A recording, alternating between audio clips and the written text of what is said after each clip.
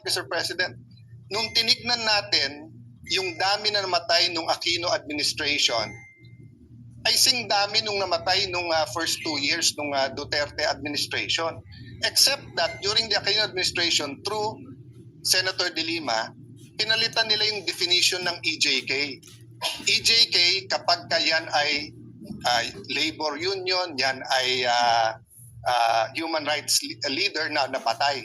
Pero pag ordinaryong tao na napatay, hindi EJK. Biglang pagdating ni Duterte, lahat ng patay na hindi natural causes, EJK. Pero pag kinumpare mo, there was 13 to 16,000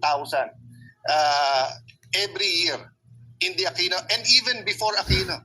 So again, Mr. President, we're not here to debate that. History will judge. Our courts here, the DOJ will ano that. I just have to reply, Mr. President, kasi nga it was brought up as if yun ang dinidebate natin. Ang dinidebate natin humanitarian.